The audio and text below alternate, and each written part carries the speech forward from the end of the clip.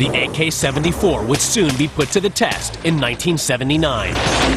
Russian special forces would lead the attack into Afghanistan. It would mark the beginning of a brutal 10-year war that would earn the label Russia's Vietnam. You start seeing the Soviet Union go from old traditional methods of fighting to learning how to fight in a modern battlefield almost overnight. Fighting a guerrilla war in the mountains, Spetsnaz would ensure that the AK-74 unleashing its new poison bullet would be deadly effective. Spetsnaz were very effective in combating the Mujahideen in the mountains of Afghanistan, and the Afghanis had a lot of respect for the gun, the cartridge, and the Spetsnaz who were using it.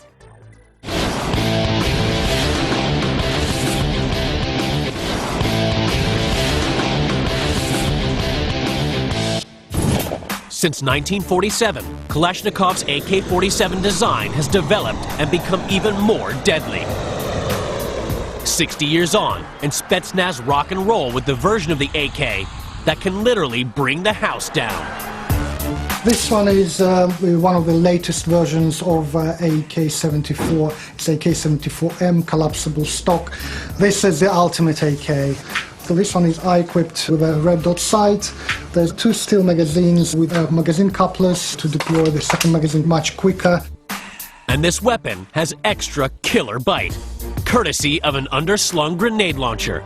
This is underbarrel grenade launcher GP30, 40mm. There's a sight for up to 400 meters.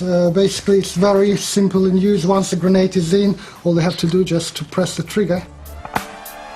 This deadly addition to the AK was loaded with grenades that caused massive carnage.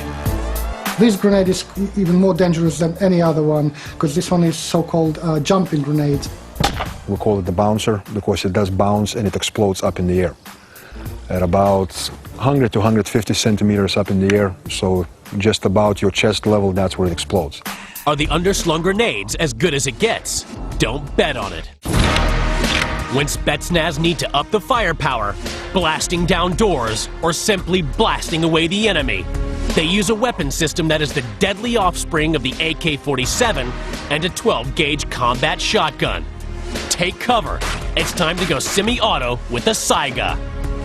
What we have here is the Saiga 12-gauge shotgun. This is a semi-auto action, and this thing goes as fast as you can pull the trigger. Take a closer look. Kalashnikov has left his mark once again.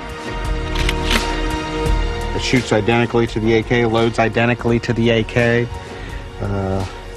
except in 12 gauge. If you look at it, nothing can go wrong with it, just nothing. It's so simple. It's just because of an AK system, if you look at it. I mean, you can just go through like thousands of rounds of ammunition, and it will work.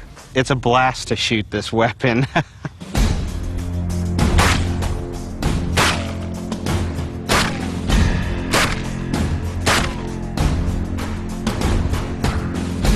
This person would have had his head cleanly taken off, or nothing left of his head.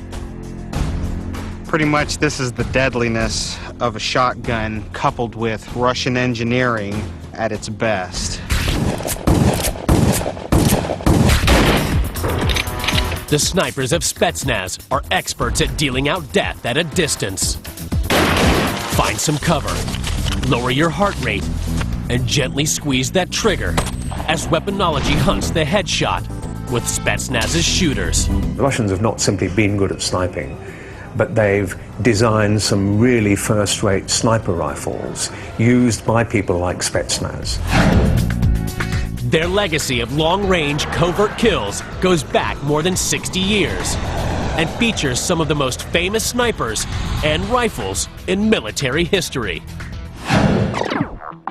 Rewind to the 1940s and a standard service rifle of Soviet forces during World War II, the Mosin Nagant.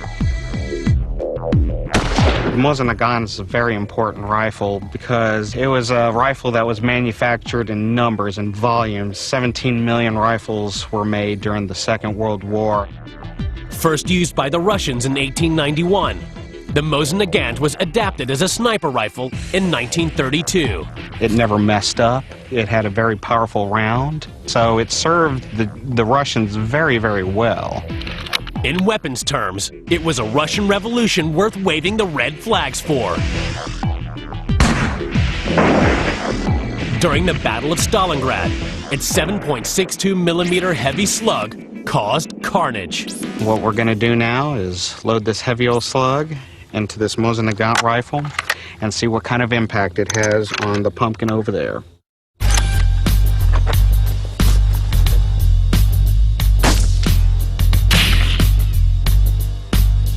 This is definitely a kill shot. Small entrance hole, large exit hole. If this was an enemy German soldier, this person would have been lights out. The Mosin Nagant rifle was only as good as the soldier that pulled its trigger. One Soviet sniper, Vasily Zaitsev, armed with his faithful Mosin Nagant, would wage a one-man war and kill over 240 Nazis. But it wasn't just the men of Mother Russia that took up arms against the Germans. One of the most predominant female snipers was Lyudmila Pavlichenko. She had over 300 kills credited to her, several of them being German snipers themselves. She was awarded the Gold Star to the hero of the Soviet Union, which helped her in the end become the legend that she was. She says when she has a pistol in the hand, it is not advisable to get too close to her. The Mosin Nagant marked the beginning of a fine tradition of deadly sniper rifles. In 1963, the Soviets would take a revolutionary new step.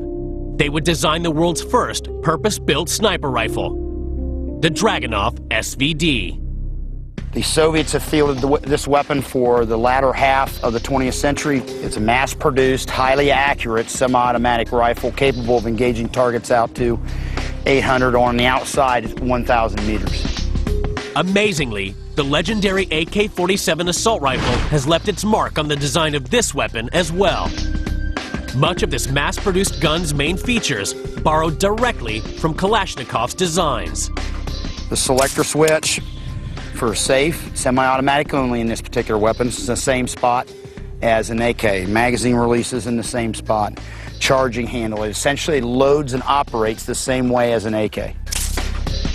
Weaponology investigates just how deadly the Dragunov is at a range of 250 yards. Let's go check it out. You can see why this weapon would be preferred and used extensively by the Spetsnaz.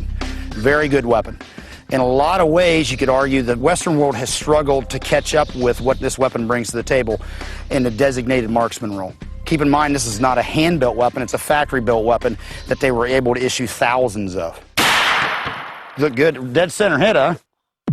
Each Spetsnaz squad would have a Dragunov sniper expert, dealing and long-distance death. It would be a job that would need a special sort of operative. One of the things that is considered very heavily in training is the psychological issues that you face. As a sniper looking through the optic, you pretty much in a very small world, one-on-one with a person that you're going to have to make a decision about his life.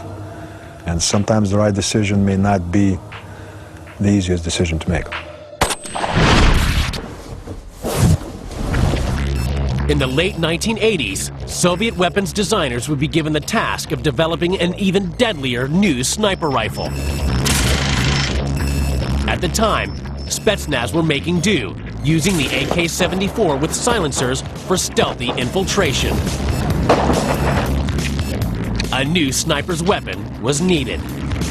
The VSS would soon earn the nickname the Ventores, Russian for thread cutter, because of its legendary accuracy at a distance. It would soon become a firm favorite of Spetsnaz. What would make Ventores my weapon of choice would be its lethality and its silence. Loaded with a subsonic 9mm round, this internally suppressed weapon keeps noise and flash to a minimum and can shoot through steel. I can take a 400-meter shot, very silent shot, to do what needs to be done.